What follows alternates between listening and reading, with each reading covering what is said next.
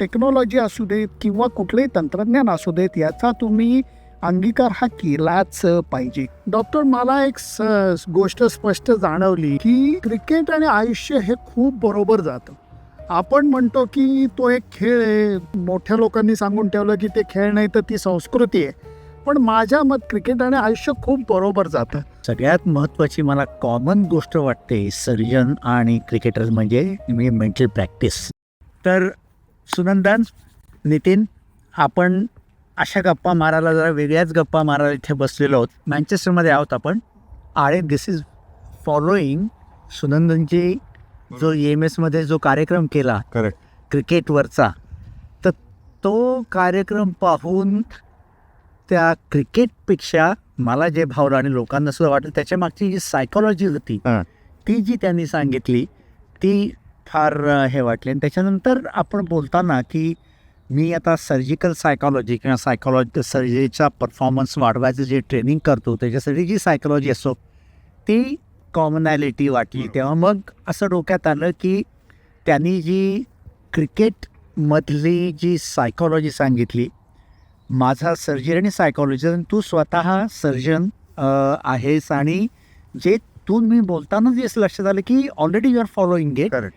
तर म्हटलं की एक असं छान गप्पा झाल्या की काही कॉमनॅलिटीज काय आहेत सर्जरीच्या, सायकॉलॉजीच्या, क्रिकेट आणि सायकॉलॉजी अशा गप्पा. आणि त्यात समजा जर लोकांना त्यातनं काही माहिती मिळाली तर बघूया पर्यंत, म्हणून हा एक असा वेगळा प्रयत्न आहे. तर सुनंदन, तुझ्यापासूनच मी सुरुवात करतो की मी त्या प्रोग्राममध्ये जे सांगितलंस ते जर 1-2 मिनटात तू जर सांगितलंस आता कॅमेरा की क्रिकेट आणि त्याच्या मागची मानसिकता, क्रिकेटर्सची मानसिकता, त्यांचा परफॉर्मन्स, त्याच्याबद्दल जर झालं तर त्याच्यानंतर मी नितीनला विचारेन की हाऊ फार त्याच्या मतेही कसं ॲप्लाय होतं सर्जरीमध्ये. डॉक्टर, मला एक गोष्ट स्पष्ट जाणवली की क्रिकेट आणि आयुष्य हे खूप बरोबर जातं. आपण म्हणतो की तो एक खेळ आहे, मोठ्या लोकांनी सांगून ठेवलं की ते खेळ नाही तर ती संस्कृती आहे. पण माझ्या मते क्रिकेट आणि जीवन हे आपल्याला ज्यांना क्रिकेट कळतं, ज्यांचं क्रिकेटवरती प्रेम आहे, त्यांच्या दृष्टीने जर का बोलायचं झालं तर क्रिकेट आणि आयुष्य खूप बरोबर जातं. मग ते यश अपयश असू देत, ते लिडरशिप असू देत, ते दुसऱ्याकरता काहीतरी करण्याची गोष्ट असू देत, किंवा मी तर म्हणेन की जास्त मागचा पुढचा विचार न करता वर्तमानात जगायची गोष्ट असू देत, या सगळ्या गोष्टी क्रिकेट आपल्याला खूप सहजी शिकवून जातं. आणि त्याचबरोबर एक गोष्ट शिकवून जातं म्हणजे दुसऱ्याच्या यशात आनंद घ्यायला शिकवतं आणि त्याचबरोबर दुसऱ्याकरता पळायलाही शिकवतं. तर या सगळ्या गोष्टी मला जाणवल्या, म्हणून त्या सोप्या पद्धतीने सांगण्याचा प्रयत्न केला. फारच छान, फारच छान. तर आता नितीन, तू प्रोग्रामही ऐकलास, आत्ता सुनंदन जे काय बोलला ते ऐकलं आणि तो विचारही केला असेल. बरोबर. प्रॅक्टिस जर सर्जरीची गेली कित्येक वर्ष तू करतोयस, तुझं काय मत आहे की क्रिकेटमधली क्रिकेटरची सायकॉलॉजी आणि सर्जनची सायकॉलॉजी काय कॉमनॅलिटी, तू स्वतःचा काय अनुभव आहे? एक म्हणजे कसं आहे, सर्जन आणि क्रिकेटर हे दोघंही काहीतरी परफॉर्म करतात. आता ते एक फरक असा आहे की क्रिकेटर हा ऑडियन्ससमोर परफॉर्म करतो, सर्जनला तो ऑडियन्स मिळत नाही. म्हणजे मी तर माझ्या ट्रेनिंगला बरेच वेळा म्हणतो, तुम्ही आतमध्ये काय करताय हे तुमच्या पेशंटला कधीच दिसणार नाही, पण तुम्हाला त्यांना काय दिसणार आहे, तुम्ही जो जखमेचा उरण सोडतायस काय तो फक्त दिसणार आहे. त्याच्यावरून त्यांना कळणार आहे की ह्याने काहीतरी आतमध्ये केलेलं आहे. पण जेव्हा बॅट्समन क्रीजवरती आहे आणि सर्जन ऑपरेशन टेबलवरती आहे, तेव्हा ती क्रिया घडत असताना जे डोक्यात चालतं आहे ते मला यांचा कार्यक्रम ऐकताना लक्षात आलं की अरे हीच क्रिया आपल्या डोक्यात पण चालते. करेक्ट. तेव्हा तुम्ही सचिन तेंडुलकरचं उदाहरण दिलं होतं की कुठल्या पिचवरती कुठला बॉलर कसा बॉल टाकणार आहे आणि त्याचे 100 बॉल कसे असणार आहेत याचा अभ्यास त्याने आधीपासून केला होता. त्यामुळे त्याला सरप्राईजेस मिळत नव्हते. तर त्याचप्रमाणे उत्तम आणि मी बोलत होतो की जेव्हा एखादी सर्जरी आम्ही करतो तेव्हा असं नाही की हां आता कुठली सर्जरी चला करूया, असं नाही आहे. त्याच्यामागे आधीपासून माझा विचार झालेला आहे, एक डोक्यात एक रोडमॅप झालेला आहे. म्हणजे इमॅजिन करता आलं तर ॲक्च्युअल तो व्हिडिओ माझ्या डोक्यात निर्माण झाला आहे की या ऑपरेशनमध्ये मी स्किन इन्सिजन घेतल्यावर आतमध्ये असं होईल आणि ते करत असताना काय काय होऊ शकतं त्याचा पण आधी विचार झालेला आहे आणि म्हणूनच ती सुरळीतपणे पार पडू शकते. तर हे जी सायकोलॉजीचा फरक आहे म्हणजे हा मी लहानाचा मोठा होत असताना हा किती चांगला सर्जन आहे वगैरे. आता हे चांगला सर्जन आहे हे त्याची सर्जरी कोणी बघितलेली नसते, हे त्याच्या रिझल्टवरच कळतं. आणि क्रिकेटच्या बाबतीत त्याचे रिझल्ट त्याच्या आकडेवारून मिळतात. कसं पण तुमच्या दोघांची गप्पा मारताना हे कळत आहे की सगळेजण फक्त रिझल्ट विषयी बघतात. आणि मला खरंच डॉक्टर असं वाटतं की एक गोष्ट डॉक्टरांच्या बाबतीत किती पेशंट असे आहेत की नंतर येऊन म्हणतात की अरे थँक्यू सो मच तुम्ही मला खूप हेल्प केली. तसं कॅच पकडल्यानंतर लोक म्हणतात की हा कॅच पकडला म्हणजे काय, उडालेला कॅच पकडायचाच असतो. तो जेव्हा सुटतो तो बॅट्समन 100 करतो तेव्हा शिव्यांची दाखवली. तसं डॉक्टरचं चुकलं की त्याचा उद्धार. त्याच्यावरनं आठवतं अगेन रेफरन्स टू प्रोग्राम तुमचा. माझ्या मते सर्जन आणि क्रिकेटर, चांगला सर्जन आणि चांगला क्रिकेटर एक कॉमनॅलिटी म्हणजे डिलिंग विथ फेल्युअर्स. म्हणजे सर्जनला सुद्धा प्रॅक्टिसमध्ये सुद्धा बरेच प्रॉब्लेम्स, बरेच डिफिकल्टी, नॉट नेसेसरी प्रत्येक वेळेस जे सर्जन करतो त्याचं पाहिजे तसं रिझल्ट्स मिळतीलच असं नाही. सेम थिंग विथ क्रिकेटर, जे फेल्युअर्स येणारच, मॅच तर हारणार. म्हणजे 2 क्रिकेटरपैकी एक क्रिकेटर मॅच हारणारच.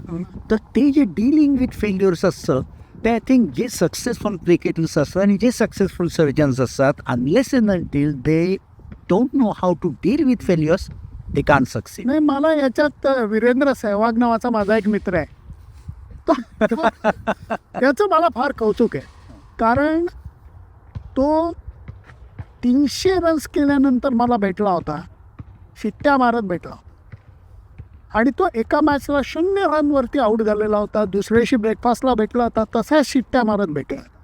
म्हटलं वीरू यार, कल तूने 300 बनाए, एक बार तूने 0 बनाया. तो म्हणला लेले साहब गलत सोच रहे हो आप. म्हटलं क्यों? बोला अगोदरच्या मॅचमध्ये 300 केलेल्या असल्या म्हणून दुसऱ्या मॅचमध्ये तुमची इनिंग 301ला चालू होते का? नाही, 0वरतीच चालू होते. आणि तुम्ही गेल्या मॅचमध्ये 0वर आऊट झाला तरी पुढची इनिंग कितीला चालू होते? 0वरच चालू होते. त्यामुळे सगळे 0वरनं चालू करायचं. मला वाटतं तुमच्या टीम वेगळं नाही आहे काय? नाही म्हणजे तुम्ही म्हणलं तसं की तर साधं आम्ही बरेच कॉमन ऑपरेशन घेतलं, हर्निया. तर सगळे हर्नियाच्या ऑपरेशनच्या स्टेप्स जरी सेम असल्या तरी पेशंट वेगवेगळे आहेत. प्रत्येक बॉल वेगळा आहे. तो मागचा पेशंट झाला तो 40 वर्षाचा असेल, हा पुढचा 75 वर्षाचा आहे, त्याला डायबिटीस आहे. ते सर्जरी त्याच्याप्रमाणे थोडी बदलायला लागते. पण परत तुम्ही म्हणता तसं 0पासूनच सुरू करायचं. एक्झॅक्टली. फक्त जे मागच्या वेळीचं अनुभव असतील की अनुभव त्याच्यातून शिकून आपण काय नवीन आता वेगळं करू ते लक्षात आलं पाहिजे त्याच्यामुळे. आता मी त्या फील्डमध्ये असल्यामुळे स्टडीज केलेले की जे काही सर्जन्स असतात ते कसे स्ट्रेस चांगला हँडल करतात. As you know, not necessary प्रत्येक सर्जन चांगला ते स्ट्रेस हँडल करू शकतो. तर जेव्हा त्यांनी स्टडीज केले आणि जेव्हा त्यांचे थॉट प्रोसेसमधला फरक बघितला त्याने की जे चांगला स्ट्रेस हँडल करतात ते सर्जन काय विचार करतात आणि जे करू शकत नाही ते सर्जन काय विचार करतात, त्यांना असं लक्षात आलं की जेव्हा जो सर्जन चांगला स्ट्रेस हँडल करतो तेव्हा एखादं स्ट्रेसफुल सिच्युएशन काय एकदम अचानक ब्लिडिंग बाहेर लागलं तर they see the way they look at the situation as this is a challenge and I will be able to handle it. ती जी आतली जे सेल्फ टॉक ज्याला म्हणतो मनात विचार, त्याच्याऐवजी जे हँडल करू शकत नाही ते अरे बापरे my god now I am unable to deal with this. हा जो फरक असतो ती जी विचारातला तो I think you would agree की this makes a difference between a surgeon who handles stress better and who is able to deal with a complication and who is able to give better results. I think it must be applying same to the cricketer as well, isn't it? अगदी. कारण याच्यामध्ये खेळाडू एक theory मांडतो. सचिन तेंडुलकर तो संकट आणि संधी अशी थेरी म्हणतो. तो म्हणतो की जर तुमची ही मानसिकता नसली, जर तुमच्याकडे तो शांतपणे विचार करण्याचा, कारण या सगळ्या गोष्टी अखेर तुम्ही त्यावेळेला करेक्ट डिसिजन घेऊ शकता की नाही ह्याच्यावरती असतं. तुम्हाला त्याचा रिझल्ट काय लागेल ह्याच्यावरती लक्ष देऊन चालत नाही, प्रोसेसवरती लक्ष देणं. क्रिकेटमध्येही यायचं आहे, तुमच्या क्षेत्रातही यायचं आहे.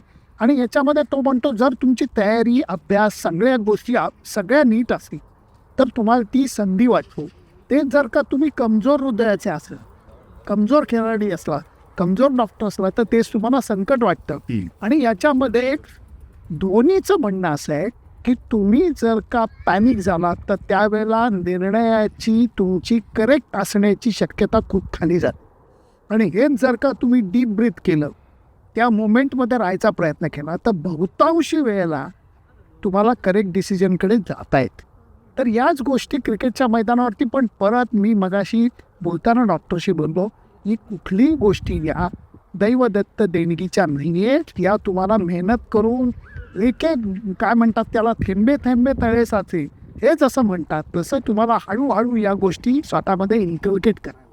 हे Dhoni was a kind of epitome of handling. आणि सर्जरीच्या बाबतीत मी थोडंसं ॲडिशनल स्ट्रेस की पब्लिक ओपिनियन म्हणजे तिकडे लोक असतात, तर तो जो सांगेल सो हाऊ टू डिस्क्राईब म्हणजे त्याची काय धोनीची थिंकिंग प्रोसेस काय असायची. म्हणजे बोलणं ठीक आहे, डोकं शांत राहा हे राहा, पण ॲक्च्युली आणि specially with so much at stage, so many thousands of people in front of them कसे हँडल करतात ते म्हणतात की या सगळ्या गोष्टी बंद करून तुम्हाला आहे तो जॉबवरती फोकस करता येते.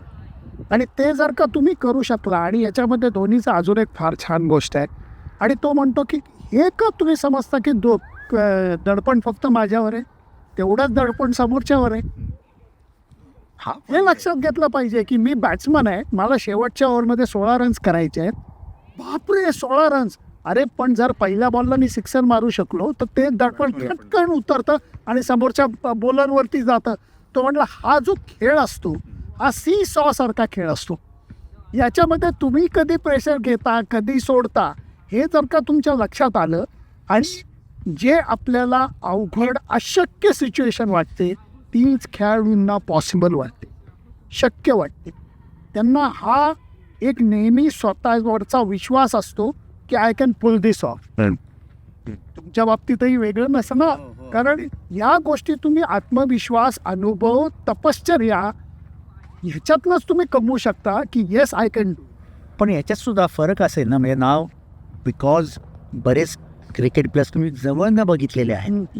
तर आता धोनीचं कसं म्हटलं गोल्ड स्टँडर्ड म्हणता येईल, तर बाकीचे खेळाडू तसं का नाही अचीव करू शकत. म्हणजे त्यांच्या समोर आहे, त्यांचाच टीम मेंबर आहे, तिथे व्यक्तिगत जसं आपल्या सर्जनमध्ये सुद्धा थेरी सगळ्यांनाच माहिती असते. काय फरक पडतो की बिकॉज अगेन त्यांचं आयुष्य, त्यांची थॉट प्रोसेस ओपन असल्यामुळे कदाचित माहिती असेल की समजा धोनी आणि त्याच्या हाताखाली बाकीचे होते, काय फरक आहे. म्हणजे धोनीसुद्धा त्यांना सांगत असेल अरे डरो मत हे मत, तरी पण ते का होत नाही. अंगाबाहेरची गोष्ट चुकीच्या निर्णयामध्ये केली जाते आणि तिथे गडबड. तेच तुम्ही बेसिक्सवरती जर का घट्ट टिकून राहिला तर तेच दडपण तुम्हाला समोरच्यावरती व्यवस्थित उलटवता येतं. कारण दाखवताना दोघंही असे निवांत जरी दाखवत असले तरी दडपण दोघांना असतं, आणि ते दडपण कुठल्या क्षणी ट्विस्ट होतं याची फक्त वाढ बघायची असते. त्यामुळे हे सगळे खेळाडू एक गोष्ट सांगतात की आपण माझ्याच्यानी जमत नाही, हे जे टिपिकल मराठीमध्ये वाक्य आहे, आता माझ्याच्यानी होत नाही. एक्झॅक्टली उलटं, एक 25 पावलांवरती यश तुमची वाट बघत असतं. तुम्हाला ते असं ते कॉर्नरवरनं असं वळून असतं, तुम्हाला ते दिसत नसतं. तुम्ही ते चालून त्या कॉर्नरला वळून बघायचं असतं, मग यश मिळतं. ते एक्स्ट्रा दे. आणि हे जो खेळाडू डे इन डे आउट करतात, आणि दोन्ही परत हेच सांगतो की आगे भी जाने न तू पीछे भी जाने न तू, जो भी है बस ये कपल आहे. त्या क्षणामध्ये त्या बॉलवरती तो 100% देतो, म्हणून पुढे जातो. आणि या गोष्टी तो खेळाडूंना हेच सांगतोय, अरे नका पुढचा विचार, मी 16 रन करू शकेन का नको विचार करू, या बॉलला तू तडकावू शकतोस का याचा विचार कर. पूर्ण बॉल. आज हीच गोष्ट राफेल नादाल करतो. राफेल नादाल एकदा विम्बल्डनला मी त्याला प्रश्न विचारला होता, मी आगंतुक पत्रकार म्हणून गेलो, पण प्रश्न तो म्हणला मी प्रत्येक बॉल एक मॅच म्हणून खेळतो. बॉल मारला, स्टेशन मागं सोडलं, पुढचा बॉल आला, पुढचा बॉल मारला, तेवढ्याच इंटेन्सिटी. फक्त ही इंटेन्सिटी राखायला जी शारीरिक आणि मानसिक कणखरता पाहिजे, तो फोकस ठेवला पाहिजे. ज्याला आपण बिंग इन द झोन म्हणतो, झोन आहे कारण असं सुद्धा कधी कधी कॉम्प्लेक्स ऑपरेशन तिथे 4-4 तास चालतात. हो. आणि मी असं बघितलेलं आहे, त्यावेळेला तुमचं एक टेम्पो असतो, म्हणजे ज्या स्पीडने तुम्ही चालू होताय तर ते तुमचा फोकस नसेल आणि झोन नसाल तर तो टेम्पो कधी कधी चढ आणि असं बराच वेळा व्हायला म्हणजे मी जेव्हा शिकत होतो तेव्हा मला की अरे ॲक्च्युली काहीच होत नाही कारण तो टेम्पो हे झाला आहे. पण तोच जर का तुमचा फोकस राहिला तर तुम्ही त्याच टेम्पोने करत राहिला तर एफिशियन्सी पण वाढते. आणि कधीही ऑपरेशन एक पूर्णवाड्यात हा अरे सर्जन फास्ट आहे, ती सर्जन फास्टवर नाही, तो जे करतोय ना तर त्यातल्या अननेसेसरी गोष्टी करत नाही आहे आणि नेसेसरीच गोष्टी करतोय म्हणून तो फास्ट आहे. अदरवाईज स्टेप सेम असेल. बरोबर आहे. अगदी. आणि ही जी कन्सेप्ट ऑफ फ्लो आहे ना ती मी तर डिस्क्रिप्शन केलं तर तू म्हणशील की you must be going through that फ्लोच्या फेजमध्ये यू मस्ट बी ऑपरेटिंग की वेळ कसा जातो ते कळतच नाही. सगळ्या मुवमेंट्स स्मूथ होतात. आणि तुलाही माहिती आहे की ज्या फ्लोमध्ये जी लोक सर्जरी करतात मे बी तू सुद्धा 8-10 तास सर्जरी केली तरी they are fresh, they are go to another case if it comes to अगदी आणि दिस बापरे. मी हे मला एकदा विराट कोहलीला दिस इज अ स्टँडर्ड प्रश्न तुम्ही विचारतात की ज्यावेळेस तू काय 90वर होतास 95 होतात त्यावेळेस तुझ्या डोक्यात काय चाललं होतं असा स्टँडर्ड प्रश्न विचारतात. स्टँडर्ड उत्तर मी बऱ्याच जणांकडनं ऐकलं की I was thinking I was just focusing on that ball. That is the kind of being in the zone किंवा फोकसिंग द हे ते which is again common between surgeons and cricketers. 100% आणि ते होऊन जातं. कित्येक वेळेला तुम्हाला अनुभव येत असेल खेळाडूंना येऊन जातं की आज एक T20 वर्ल्ड कपला पाकिस्तान विरुद्ध खेळत असताना विराट कोहलीला खूप मोठा रन रेट अचीव करायचा होता आणि त्यांनी जो शक्य नाही तो शॉट मारून दाखवला की हॅरिस राऊफनी तो बॉल शॉट ऑफ गुडलेन टाकलेला होता. पुढं पडलेला बॉल तुम्हाला असा सरळ मारता येतो, खूप टप्प्याचा बॉल तुम्हाला असा मारता येतो, सिक्सर जण बॅकफूट पंच यांनी फ्रंट फूट सारखा असा बॅट म्हणजे त्याची जमिनीपासून 3 फूट वरती आहे आणि त्यांनी सरळ बॅटने सिक्सर. मित्रांनो ती सिक्सर मेलबर्न क्रिकेट ग्राउंडच्या 100 यार्डच्या बाउंड्री लाईनवरती मला अजून आठवतं. असताना ती कृषकात जाऊन पडलाय. आणि त्यावेळेला विराट कोहली म्हणला केवळ मी त्या झोनमध्ये होतो म्हणून माझ्या हातनं तो शॉट होऊन गेला. मला माहीत नाही माझ्या आयुष्यात परत तो शॉट मी मारू शकेन की नाही कारण मलाच कळत नाही हे माझ्या हातनं कसं घडलं. पण केवळ ती तपश्चर्या होती. त्या क्षणामध्ये तो राहिला होता. 1 बॉल ॲट अ टाईमची जी थेअरी आहे क्रिकेटमध्ये आयुष्यामध्ये तीच थेअरी वापर. मला विचारतं की ह्याच्यामध्ये गट इन्स्टिंक्ट आणि इंट्युएशन याचा किती भाग आहे? थोडासा असतो, नाही असं नाही, पण त्याच्यावरती जास्त अवलंबून राहून चालत नाही. त्याचं कारण असं आहे की गट फिलिंगमध्ये तुम्ही जर का हे धरून चालला की आता हा अखूट टप्प्याचाच टाकणार बॉल आणि सचिन जसं म्हणतो त्यांनी चुकून पुढं टाकलं तर काय होईल. त्यामुळे तुम्ही हे अंदाज घ्यायचा असतो की हा काय करू शकेल, आता दडपणाखाली हा काय टाकेल, कसा टाकेल. आणि इवन त्याच मॅचमध्ये हुशार बॅट्समन अश्विन बॅटिंगला आला, गडबड गोंधळ काही नाही केला. त्या लेफ्ट हाऊस बॅटरने अंडर प्रेशरमध्ये तो स्टेप आउट म्हणून डाव्या बाजूला बॉल टाकला तर वाईड मिळाला. पण त्यावेळेला मूर्खासारखा स्टेप आउट झाला असता काहीतरी ठरवून की मीच मॅच जिंकून देतो, तो चुकीचं ठरलं असतं. म्हणून दडपण प्रत्येकावरती असतं. तो कोण कसं हँडल करू शकतो हे त्याच्यावरती अपयश अवलंबून. आणि सगळ्यात महत्त्वाची मला कॉमन गोष्ट वाटते सर्जन आणि क्रिकेटर म्हणजे मेंटल प्रॅक्टिस. जी आपण सर्जरी शिकतो ती आणि क्रिकेटचे स्किल शिकतात. आणि कितीही जरी एक्सपर्ट झाला तरी तो जो चांगला सर्जन आणि चांगला क्रिकेटर असतो ती मेंटल प्रॅक्टिस कधीही सोडत नाही. असं उत्तम उदाहरण म्हणजे सचिन जेव्हा स्टेडियम खेळायला यायचं त्यावेळेस येताना मला जे आठवतं ते लोकली प्रॅक्टिस करत ॲट दॅट स्टेज. म्हणजे इवन बिफोर रिटायर व्हायच्या आधीसुद्धा तो ज्यावेळेस क्रिकेट खेळायला जातो ना गोष्टी गृहीत धरत नाहीत. हे लोक गोष्टी तुम्ही धरत नाही, क्रिकेटरही धरत नाही.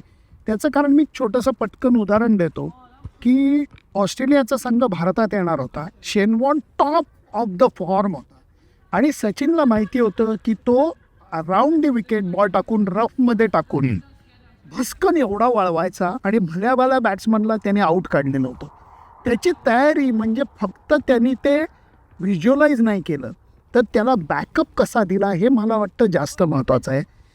की MIG ग्राउंडवरती तो गेला, त्याचे जे टॉप लेग स्पिनर मित्र होते त्यांना बॉलिंगला बोलवलं आणि इथे लक्षात घे त्यांनी विकेटवरती प्रॅक्टिस नाही केली, त्याने आउटफिल्डला स्टंप लावले, रफ क्रिएट केलेला होता आणि तो म्हटला आता त्याच्यात बॉल टाका. आणि ते करून तो अंदाज घेत होता की तिथनं माझा अटॅकिंग ऑप्शन काय, तिथनं माझा डिफेन्सिव्ह ऑप्शन काय, याची भरभक्कम प्रॅक्टिस त्यांनी केली. आणि मग तो शेन वॉर्न विरुद्ध खेळायला उतरला आणि मग त्यांनी ते जे करायचं ते करामत करून दाखवली. नुसतं स्वप्न बघितलं का नाही, तर त्याला फुल बॅकिंग दिलं, प्रॅक्टिसचं, सरावाचं, त्या सिच्युएशन क्रिएट केली त्यांनी आणि मग तो उतरला आणि म्हणून त्याला ते यश मिळालं. Same now your expert surgeon, paediatric surgery मधलं इतकं स्पेशलिस्ट फील्ड आहे आणि ना you have been doing that for many years. तरीही मला असं वाटतं की जेव्हा एखादी वेगळी केस असेल you must B sort of mentally, म्हणजे एक तर ती वेगळी केस असली तर त्याचा आपण एक चॅलेंज म्हणून स्वीकारतो. पण मी म्हणलं तसं मनात किंवा डोक्यात व्हिज्युअलायझेशन आणि समोरचा पेशंट आहे, अजून इन्सिजन घ्यायचं आहे, पण ऑलरेडी ऑलमोस्ट लाईक आपल्याला एक्सरे विजन आहे. मी या स्कीमच्या खाली काय काय आहे आणि काय काय करता येईल त्याचं डोक्यात एक चित्र निर्माण झालेलं असतं ऑलरेडी. आता पण तू म्हणत असं हे आताच्या पिढीला शिकवताना हे नक्की कसं आहे, म्हणजे मला माझा असिस्टंट म्हणेल पण इथे हे असं करायचं होतं, हे तुम्हाला सुचलं कसं? म्हटलं ते सुचलं नाही, एक तर तो ते थोडा कठीण होता, पण असं काहीतरी होऊ शकतं ह्याचा मी अंदाज बांधला होता, पण तो शिकवायला जरा कठीण आहे ते. कारण मी एवढंच सांगू शकेल की ती मेंटल प्रोसेस जी असते ती आधी सुरू केलेली असते. ते आता डेलिबरेट प्रॅक्टिस ज्याला म्हणतो ते केलं की ते आपोआप होऊन जातं, ते जे म्हणतात ना तो गट फिलिंग. आणि तसंच मला वाटतं मास्टर जे क्रिकेटर्स असतात इन फील्डमध्ये ते सगळेच करत असणार. सो मला एक विचारतं की सध्या सगळ्या स्पोर्ट्समॅनला सायकोलॉजी ट्रेनिंग किंवा सायकोलॉजिस्ट असतो, पूर्वी असं काही नव्हतं.